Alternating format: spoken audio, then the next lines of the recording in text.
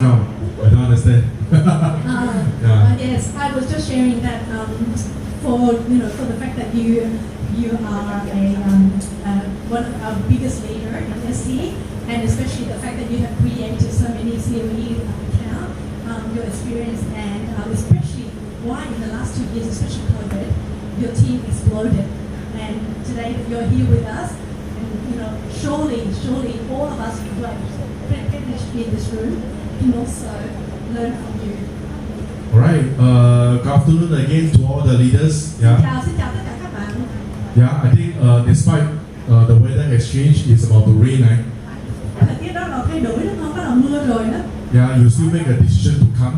Các bạn cũng đưa ra một quyết định để có mặt ngày hôm nay. I think you should deserve a big round of Các bạn applause. hãy cho chính bản thân một tràng pháo tay nha.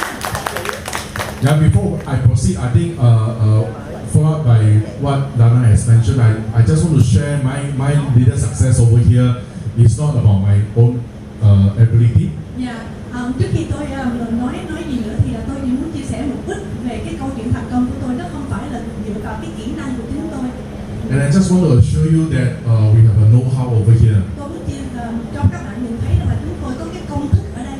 So you have heard from Ming and Patrick and Lana. Các bạn đã nghe từ Minh, từ Patrick, từ Lana.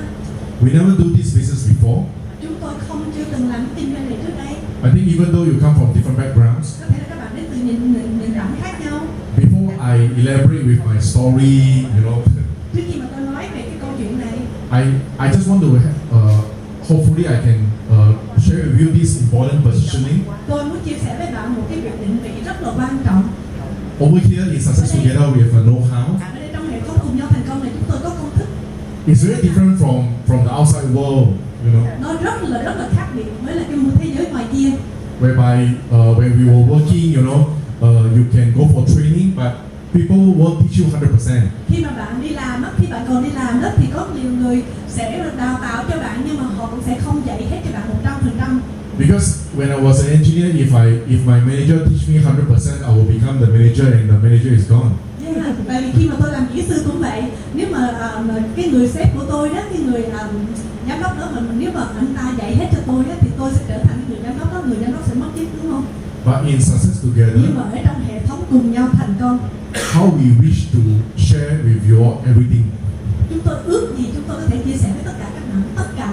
Because when you learn 101%, Tại vì khi mà bạn học được 101%, I'm not going to earn less. và tôi cũng sẽ không phải là thu nhập ít hơn đâu. In fact, New Skin pay you commission is not me. Tại vì những cái người mà trả hoa hồng trả thu nhập cho các bạn là New Skin chứ không phải là tôi. So I just want to share with you. Later on, you hopefully you are inspired by my small little story. Và hy vọng lát nữa các bạn sẽ nghe và được truyền cảm hứng từ cái câu chuyện của tôi. But it's really, if Success Together, they really transform, so many of us. Nhưng mà hệ thống cùng nhau thành công này đã chuyển đổi rất là nhiều chúng tôi ở đây. Yeah, I think we should give ST a big round of applause Chúng ta again. hãy cho một tràng pháo tay cho ST nhé. Yeah, and I just want to add on a little bit about Ming and Patrick sharing just now. Tôi chỉ muốn nói một chút về cái chia sẻ của Minh và Patrick mới đây. Yeah, I believe some of you have not completed your BR. Tôi tin rằng là ở trong phòng này có một số bạn chưa phải là đại diện thương hiệu. Yeah, that was the reason why you did not join us in the BSc 2 just now. Và đó là lý do tại sao hồi nãy các bạn không có tham dự cái buổi đào tạo viên cấp 2 của chúng tôi mới đây. Do you know, Lana, Ming, and Nhan, they were the translator. Các bạn có biết hồi nãy là Lana, Minh và Nhân là ba người dịch cho cái buổi hồi nãy không?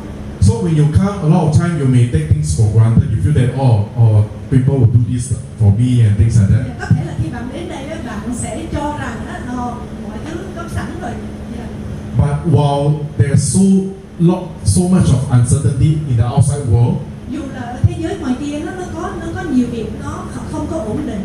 besides COVID, Ngoài Covid, now we have recession. bây giờ là có khủng hoảng kinh tế, It's happening outside. nó đang xảy ra ngoài kia. But I just want to share with you the beauty part about this business. Nhưng mà tôi muốn chia sẻ với các bạn cái nét đẹp của cái kinh doanh này. I was an engineer. Tôi là người kỹ sư. Can you imagine yourself to be able to collaborate with the head of a company, like Ming has mentioned? Các bạn cứ tưởng tượng đi, nếu mà tôi là người kỹ sư mà các bạn hay ngồi đây, các bạn có thể tưởng tượng là các bạn có cơ hội được làm đối tác với một người trưởng phòng của công ty thép không? So when I was hearing from Ming, I asked myself if I'm still employment, Khi mà tôi mới nghe Minh á, tôi nói nếu mà tôi còn đi làm thuê đó, if I want to work with him, nếu mà tôi muốn làm hợp tác với anh ta, most likely I will become his worker, right? quá lắm là tôi chỉ đi làm thuê cho anh ta thôi, đúng không? There's no way. Nhân viên thôi. There's no way for us to sit like this and we can chit chat. Không có cách nào chúng tôi có thể ngồi cùng chung với nhau và nói chuyện như vậy. Only in New Skin and Success together. Chỉ có ở New Skin và hệ thống cùng nhau thành công.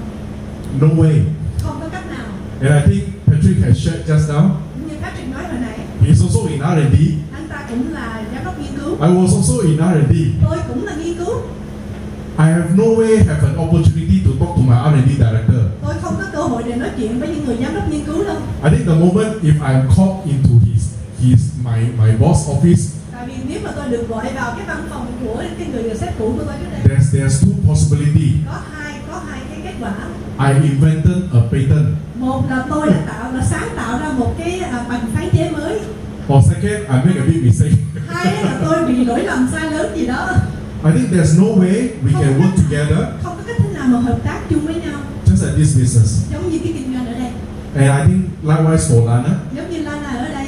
So I think a lot of time before you come in to this environment, Cho nên trước khi bạn đến với cái môi trường này, you may be skeptical about what is New Skin all about, what is direct sales all about, this is MLM. có thể là bạn rất là đa nghi rằng là New Skin là gì, bán hàng trực tiếp là gì, rồi đa cấp là gì, vân vân.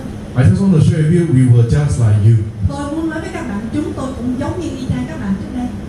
But give yourself some time, Nhưng mà bạn hãy cho mình một ít thời gian. because whatever you are enjoying right now in your employment, it was like 10, 20 years kind of effort. Tại vì tất cả những cái gì bạn đang có hiện tại đó là cái nỗ lực của 10 năm, 20 năm trước đây.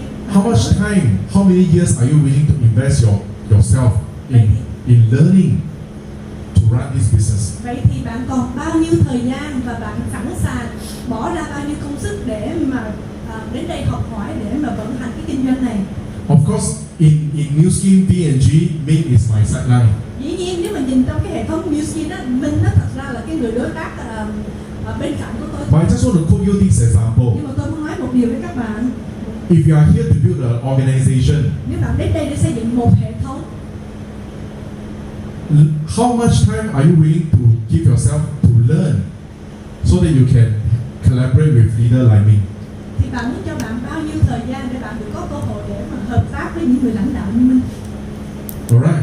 So I really hope this is not just the first or second session. Tôi hy vọng đây không phải là cái buổi một hay là hai thôi. And even though you may have heard our story, Có thể bạn nghe câu chuyện của chúng tôi rồi. and I always share your leaders when your positioning change, Tôi luôn luôn chia sẻ với các lãnh đạo là khi mà cái định vị của bạn nó thay đổi, you receive different message. bạn sẽ nhận được những cái thông điệp khác nhau. A lot of time when you come and you feel that session is so much different, Mà những lần mà bạn quay trở lại đây và bạn thấy cái buổi đó nó khác biệt, it's because you want to grow. tại vì bạn muốn phát triển. Okay, so enough. Yeah, I just want to share my feeling while I hear their sharing. Tôi chỉ muốn chia sẻ cái suy nghĩ của tôi khi mà tôi nghe cái sự chia sẻ của mấy người này. And I think just now Ming mentioned about we keep coming back to this market Và hồi nãy anh Minh cũng có nói rằng là tại sao chúng tôi tiếp tục quay trở về cái thị trường này. because we truly believe in the potential in this market. Tại vì chúng tôi thật sự tin vào cái tiềm năng của cái thị trường này. You can see our presence here. Just want to demonstrate to you there's huge opportunity over here. Các bạn nhìn thấy cái sự xuất hiện của chúng tôi có nghĩa rằng là chúng tôi nhìn thấy được cái tiềm năng. But you need to learn. Nhưng mà các bạn phải học hỏi. What you are going to see in Vietnam, Những cái gì mà bạn nhìn thấy được ở Việt Nam, probably 5 to 10 years later, có thể là 5 năm sau, 10 năm sau, you already see the results in Malaysia and Singapore, bạn đã and nhìn thấy, even in Indonesia. các bạn đã nhìn thấy cái kết quả từ thị trường Singapore, Mã Lai và Indonesia. We are no different. Chúng ta cũng không có khác nhau đâu. The only difference is we started off earlier. Dạ, và chúng tôi cũng không có khác chỉ vì chúng tôi đã bắt đầu sớm thôi. Alright, Ok. so let's get started. Vậy thì mình sẽ bắt đầu ha. Bây giờ mình So sẽ before the session, I heard from Lana, she has prepared some questions. yes. Hồi nãy tại vì trước khi mà cái buổi này bắt đầu thì chị cũng đã chuẩn bị một vài câu hỏi. Chị nghĩ rằng là có khi mà mình có một người lãnh đạo lớn như anh ta và rất là thành công đó, thì chắc chắn là chúng ta muốn học hỏi từ cái người lãnh đạo mà đã trải định này phải không cả nhà? Dạ, nếu mọi người đồng ý hãy cho anh ta một tràng pháo tay nha. Alright, yes. So I was just saying that surely we definitely want to learn, and so one of the first questions that we like to hear or find out from you, yes. So you were a very successful engineer, living in JB, and you made the decision that you need to have a better life, and that's why you decided to, travel all the way to Singapore, and Singapore is 3 times the income of Malaysia. So why? Yeah. So what did you see at that point in time to make you make that decision? Why this skin? Alright, a little bit background about myself. Và cả nhà câu hỏi gì hỏi anh ta là ảnh là một người kỹ sư, mọi người biết như ở thị trường Việt Nam mình đó, là ở bên Mã Lai đó thu nhập cũng rất là kém, giống như ở đây thôi. Thì tại sao anh ta đưa ra quyết định cái lúc mà ảnh làm ở bên Singapore thu nhập gấp 3 mà ảnh lại vẫn có thể là lựa chọn vẫn quay trở về với cái cơ hội này? In fact, I was a little bit different from my wife.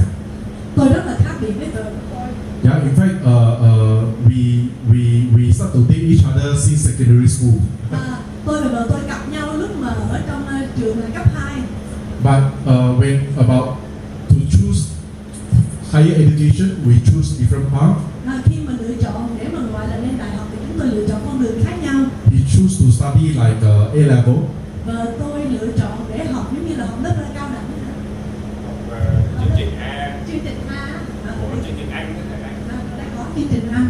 Yeah, but I decided to further my study in Singapore. Nhưng mà tôi quyết định tôi qua Singapore để tôi tiếp tục học. Because a lot of friends around me told me that if you want better job prospect, you need to go Singapore. Và có rất là nhiều người bạn nói với tôi là nếu muốn có cái cơ hội tốt hơn thì phải qua Singapore. So would you agree with me? A lot of time our choices are influenced by the people around us. Các bạn có đồng ý với tôi rằng là đôi khi cái sự lựa chọn của mình á là cũng vì ảnh hưởng bởi những người xung quanh mình không?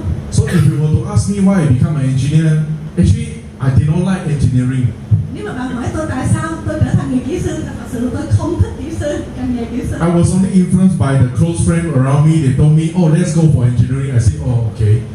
Tôi bị những người xung quanh ảnh hưởng nói thôi học kỹ sư, tôi nói ok học. Yeah, I think that was how I made that choice. Đó là cái cách mà tôi lựa chọn cái sự lựa chọn đó. Yeah, of course, to cut the story short, Nhưng mà để mà chúng ta ngắn gọn lại, I studied 3 years of diploma in Singapore. học 3 năm diploma, Then after that, I worked for 1 year. tôi đi làm 1 năm. Yeah, to sort of repay my loan in Singapore because I pick up study loan. Tại vì tôi phải nợ cái tiền chi phí học cho nên tôi phải đi làm 1 năm để mà trả cái chi phí học. And again, you get to know new friends, right? Dĩ nhiên lúc đó mình sẽ gặp những người bạn mới phải không? And new colleagues again. Những người đồng nghiệp mới. So again, my colleagues told me, "Hey, if you want to have better salary, continue to further study." Mấy người đồng nghiệp mới của tôi nói là nếu mà muốn có thu nhập tốt hơn nữa thì tiếp tục học nữa đi. Then I went on to study in the NTU, Nanyang Technological University of Singapore. Tôi đi học cái trường đại học ở bên Singapore là Nanyang. So for another 3 years, Thêm 3 năm. and again, what I have got, Vậy thì tôi được cái gì ở đó? and I owe bank more money, Tôi lại nợ thêm ngân hàng tiền học chi phí học. right? Because I pick up more loans again. Tại vì tôi phải mượn tiền ngân hàng thêm nữa. So before I finish my university, Trước khi mà tôi tốt nghiệp đại học, I already start to send a lot of resume to look for jobs. tôi đã gửi ra rất là nhiều gọi là cái đơn xin việc để mà đi kiếm việc. In fact, before my final paper, final subject, Trước khi mà tôi tốt nghiệp cái môn cuối cùng I went for 2 appointments in the morning. là tôi đã đi được phỏng vấn 2 cuộc phỏng vấn buổi sáng. So can you imagine? I was so desperate to look for job. Các bạn cứ tưởng tượng là tôi rất là khát khao để mà tìm được công việc làm không? Because for me, very simple. I just want to find a job, make money to quickly pay off my loan. Tôi nhìn rất là đơn giản, tôi cần kiếm công ăn việc làm để có thu nhập để mà trả cái nợ này. So I went for 2 appointments and I confirmed for one of them. Tôi đi 2 cuộc phỏng vấn và đã quyết định một việc. So in the afternoon, when I go for the exam, I told myself I just want to pass. Thế nên cái khi mà tôi đi thi buổi chiều hôm đó là tôi chỉ nói trong đầu thôi vừa đủ để đậu thôi. Getting A, B, C is not important anymore. ABC nó không còn quan trọng nữa rồi. Because after that, 2 days later, I'm going to meet the HR. I'm going to sign the employment Vì tôi letter. biết là 2 ngày sau đó tôi sẽ gặp nhân sự và tôi sẽ ký hợp đồng. That was how I started. Đó là cái cách mà tôi bắt đầu So I worked very hard. và tôi nỗ lực rất là nhiều.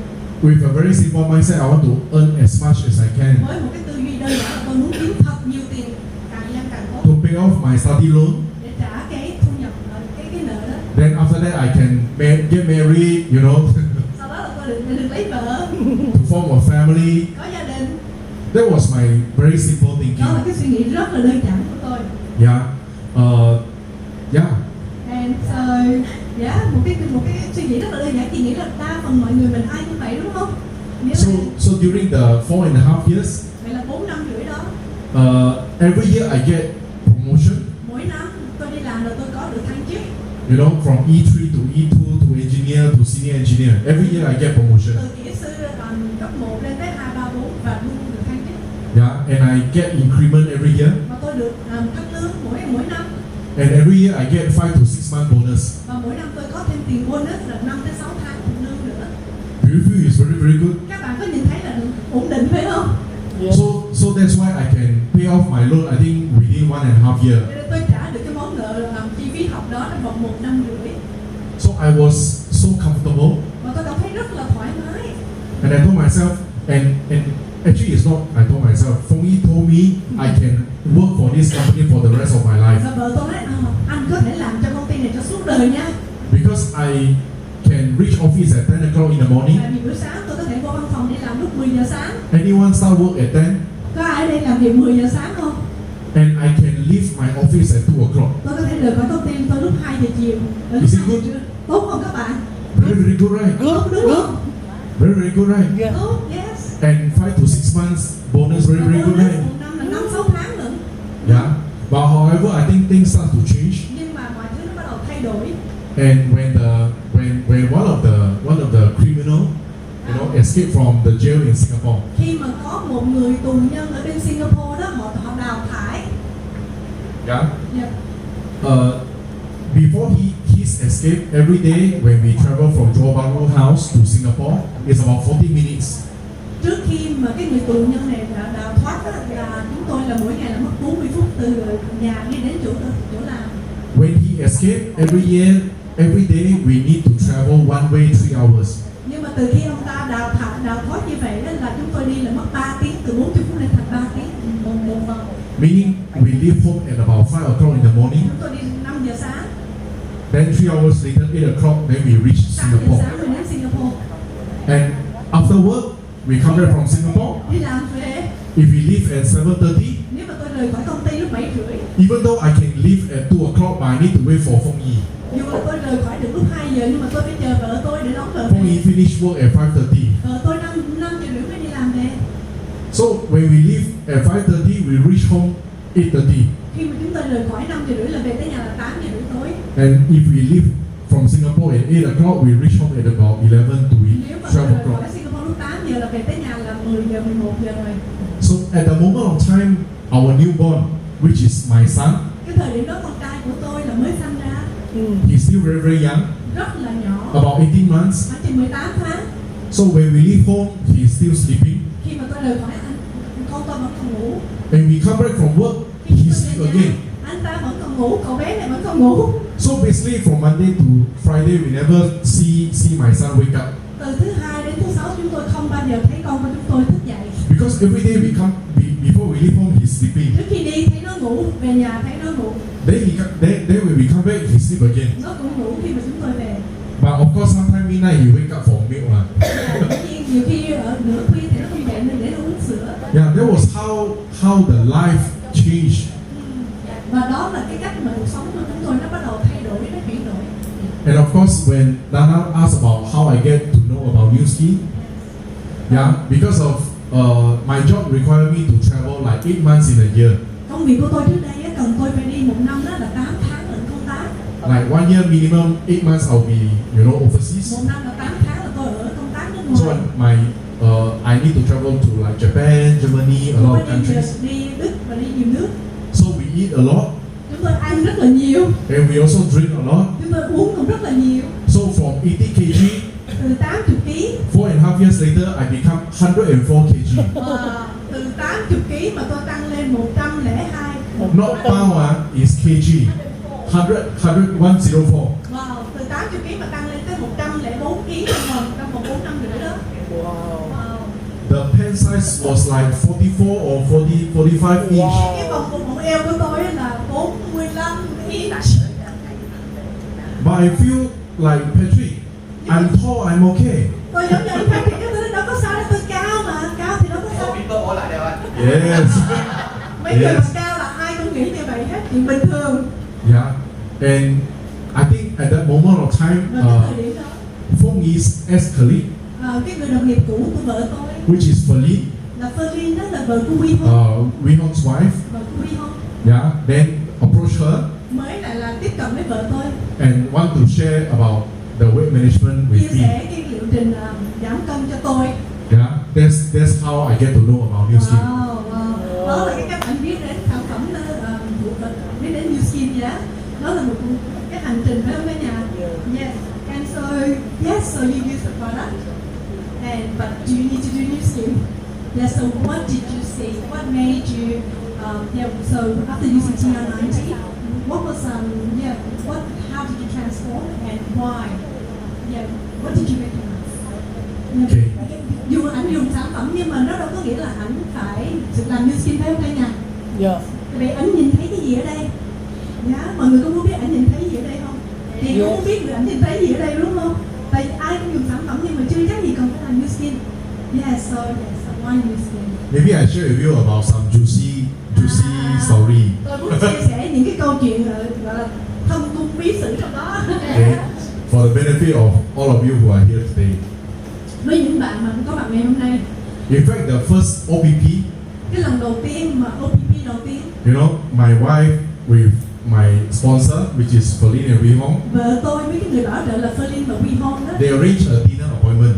họ cho chúng tôi ăn một cái bữa tối. So we sit down, you know, we have dinner, Chúng tôi ngồi xuống ăn tối với nhau.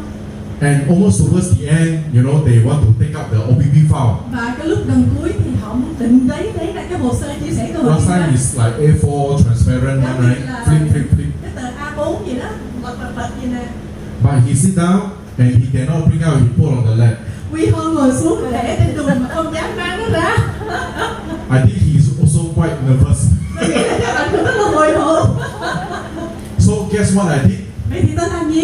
I know he want to sell me something, right? Tôi biết là anh muốn bán cái gì cho tôi đó. I say, let's go home. Tôi nói anh đi về nhà đi.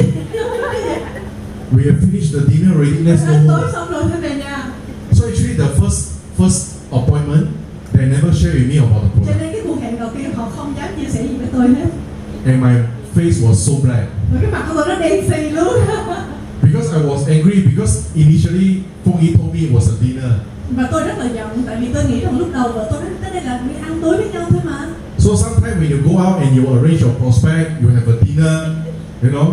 Cho nên đôi khi các bạn muốn trao đổi với cái người tiềm năng nào đó mà If you did not have chance to really share, nếu mà bạn không có cơ hội để chia sẻ, don't give up. đừng có bỏ cuộc. Maybe that's your COE. Đó có thể là thành viên câu lạc bộ xuất sắc kế tiếp của bạn. Huh? So what happened is that I think sometime later, Và một thời gian sau đó, actually I don't know both of them. thật ra tôi không biết hai người này là ai. Ferlin is my wife ex-colleague. Ferlin là cái người đồng nghiệp cũ của vợ tôi. So she continued to follow up on Phong Yi Cho nên cô ta cứ theo sát and ask her, you know, hỏi vợ tôi. you know, when is the possible time can meet up again, you know, Chừng nào có let's thể meet gặp up lại, again. có thể gặp lại, có thể gặp lại. One fine day, Một ngày nọ, okay, before I understand, I also skeptical, right? tại vì trước khi tôi hiểu về cái này á, thì tôi cũng đa nghi đúng không? Okay, I give myself and them a final chance. Cho nên tôi cho chính bản thân tôi và tôi cho họ một cái cơ hội cuối cùng. Okay, I told them, okay, I give you 1 hour. Tôi nói được rồi, tôi cho anh 1 tiếng. Let's meet at New Skin office. Hẹn gặp ở văn phòng New Skin. In my mind, Trong cái thâm tâm của tôi, and that will be the last chance. đó là lần cuối cùng. Anyway, I'm not going to buy anything. I'm not going to start the business. I told myself. Tôi sẽ không có mua gì hết, mà tôi cũng quyết định là không có làm New Skin gì hết đâu. So I'm not sure about my upline. I believe they're also very nervous. Tôi nghĩ là tiếng Tây của tôi lúc đó cũng rất là hồi hộp. But I think I just want to share. I think really God arranged something for me. Nhưng mà tôi muốn chia sẻ rằng là chắc là Chúa cũng đã sắp đặt cái gì đó cho tôi. It is so happened that many of the upline they are in Malaysia, Tại vì cái thời điểm đó có rất là nhiều người tuyến trên đó cũng ở bên Mã Lai.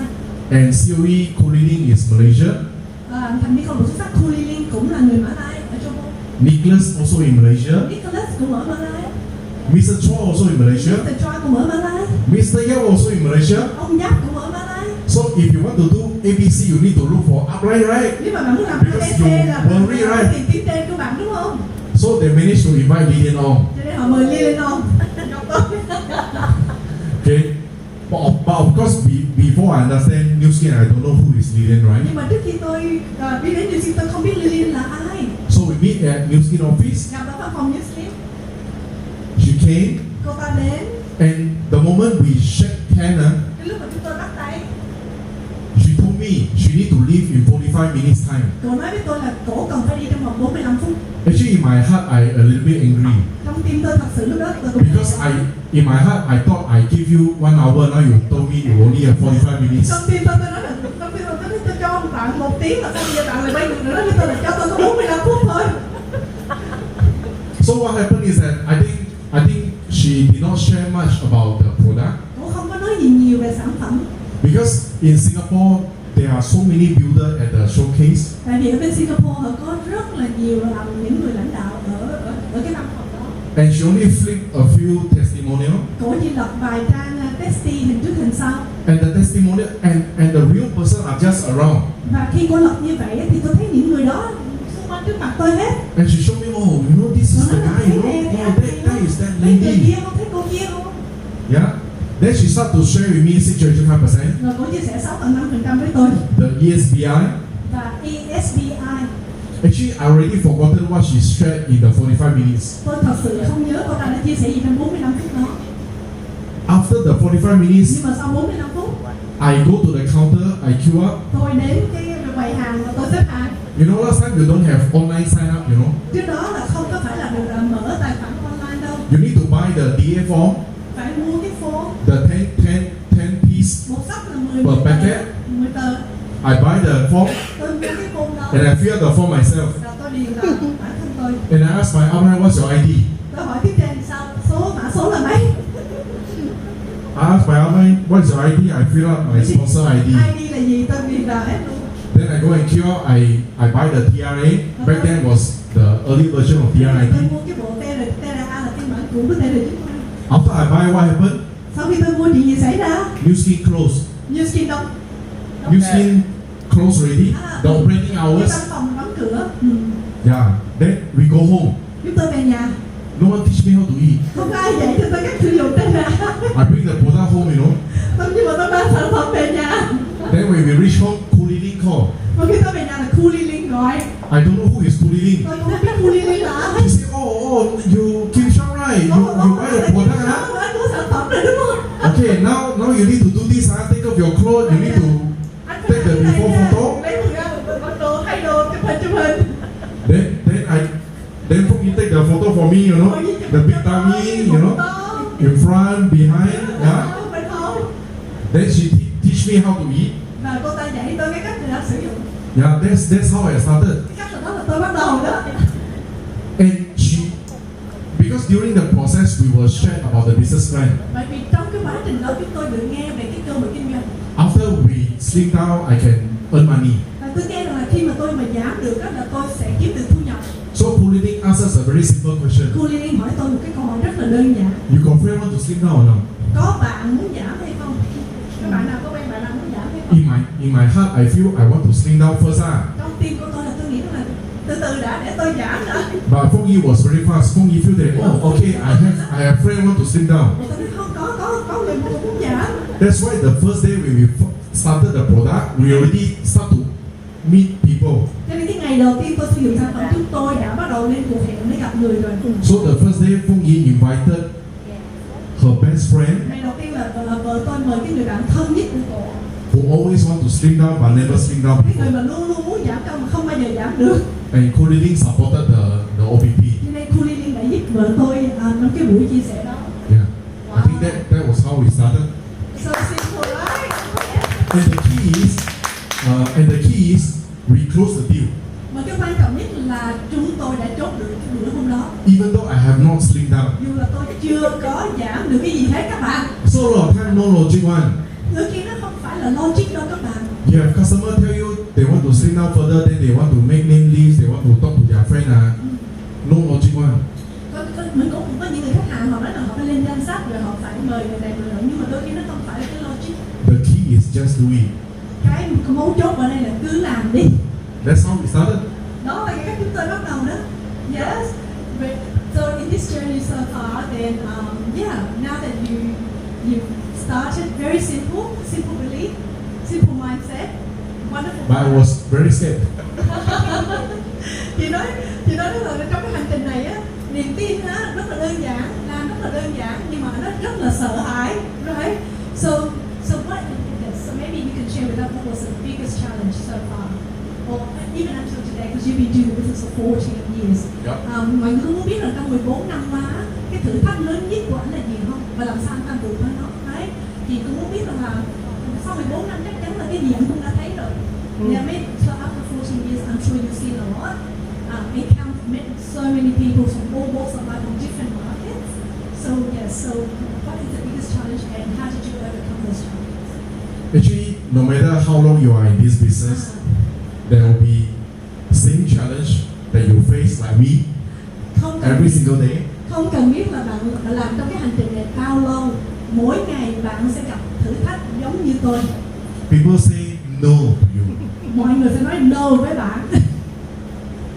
First one, they say no when you share with them about the product. They say no, I don't want to buy your product. Lần đầu tiên bạn nói chia sẻ về sản phẩm, họ sẽ nói no, họ không muốn mua sản phẩm. But saying is easy, but a lot of time we feel bad. Nói thì nghe dễ đó, nhưng mà thật sự trong lòng mình cảm thấy rất là khó chịu, đúng không? Second, Thứ hai, when they buy the product ready, they never eat properly. họ mua sản phẩm rồi mà họ không dùng nó nghiêm túc. You tell them, oh, replace stream shake, blah blah blah. They say, I got. After that, they continue to eat so many things. Và họ nói rằng là khi họ mua rồi đó, họ nói rằng mình chỉ cho họ cách sử dụng, nhưng mà họ nói có dùng, chưa thấy, nhưng mà họ dùng nó không có nghiêm túc. That is number two. How about number three? Điều thứ ba là gì? I have people who slim down so well. Tôi cũng có những người họ giảm rất là đẹp. I share with them about the business. Tôi chia sẻ cơ hội kinh doanh với họ, They don't want to do the business. nhưng mà họ không muốn làm. So, no matter you are in this business for 1 year, 2 years, 5 years, or 10 years, people reject you in a different way. They say no to you in different way, but you can conclude just these three categories. Cho nên dù là không biết là bạn làm ở đây 1 năm, 2 năm, 3 năm, mấy năm đi nữa, bạn có thể tóm tắt lại đây là 3 cái lý do lớn nhất mà người ta sẽ từ chối mình. Đó Say là no to the product không nói không với sản phẩm, and never follow whatever you advise. không có đi Never theo eat properly. bạn hướng dẫn hay là không dùng nó nghiêm túc. And even they slim down properly, you ask them to share the product. They say, oh, got people ask me, I just tell them I exercise. Yeah, và khi họ có sản phẩm kết quả tốt đi nữa đó, người ta hỏi họ làm sao mà làm đẹp như vậy, họ cũng nói là tại vì tôi tập thể dục thể thao. I have not just you. Không phải riêng bạn đâu. I have so many that slim so well. They don't want to do this business. Họ có kết quả rất là đẹp nhưng mà họ cũng không muốn kinh doanh ở đây. But you just need to keep going. Nhưng mà bạn vì là bạn phải tiếp tục đi thôi. I would say that was the biggest challenge. Đó là thử thách lớn nhất đó. But frankly speaking, when I first started, I never dare to call my friend. Nhưng mà nói thật với các bạn, cái lần lúc tôi mới bắt đầu, tôi thật sự không dám gọi những người bạn của tôi. The first invite was by my wife. Tại vì cái cuộc hẹn đầu tiên là vợ tôi hẹn. Remember, my job need to travel very often. Các bạn có nhớ công việc của tôi là tôi phải đi công tác rất là nhiều không? So every time I tell my wife, wow, many of my colleagues we eat a lot. Every time we put on a lot of weight. Dạ tôi nói vợ tôi rằng là tôi phải ăn nhiều và chúng tôi phải trở nên tân đấy. So when we decided to start the business, khi mà chúng tôi bắt đầu quyết định cái kinh doanh này, Phong asked me, hey, call your that fat colleague, that fat colleague. vợ tôi mới nói tôi, anh ơi, anh nhớ gọi cái người bạn mập này, cái người bạn mập kia. I will always give a lot of excuses. Tôi cho rất là nhiều biện hộ. I will always tell her, oh, this colleague is at Japan, that colleague is in Germany, another colleague is sick. Oh, this one already slimmed down, exercise already slimmed down. Tôi nói người bạn này hả, ở Nhật, người kia thì ở Đức, người này hả, giả nhiều lý do lắm. Because I dare not take the step forward. Tại vì tôi không dám bước cái bước đó. I was feeling uncomfortable, Tôi cảm thấy rất là không thoải mái. and I don't like to be rejected. Mà tôi cũng không thích bị từ chối. Yeah, Nghe quen thuộc không cả nhà? maybe you are just like me. Mình nói không? Có thể là tất cả chúng ta cũng giống như anh. Right? Yeah. So what was it in your mind that allowed you to lock in that no matter what happens, this is the only, like what Patrick said, he thought it was it's a lifelong solution. It's the only solution. So what did you say? Vậy thì mọi người có đồng ý không? Là vậy thì nếu mà nói nếu nó thử thách giống nhau rồi, thì nghĩa là vậy thì cái câu hỏi rằng là cũng giống như anh Patrick nói là anh đến đây để anh tìm thêm một cái giải pháp dài hạn này, thì anh chỉ không biết anh Keem Shiong cái điều gì mà nó cho anh ta định hướng rõ ràng như vậy để mà That relates to how we overcome the challenge, I would say. yes, because all of us come from different backgrounds, some professionals here, some are different age group and everything else. But what was it, that allowed you to lock in that goal and you just go for it? I would say it's the keyword called focus. Cái chữ mà anh muốn nói là cái sự tập trung. Actually, when I first started, I was the one that really understand the basis. Khi mình mới bắt đầu, ảnh là cái người hiểu được cái kinh doanh này. Of course, I would not want to elaborate with you about the ESBI. You can talk to the person who invited you to this meeting. Ảnh sẽ không có muốn nói về cái mô hình gọi là ESBI, mình hãy trao đổi với người mình tới đây. Actually, the key thing when Lilian shared with me is when she drew ESBI.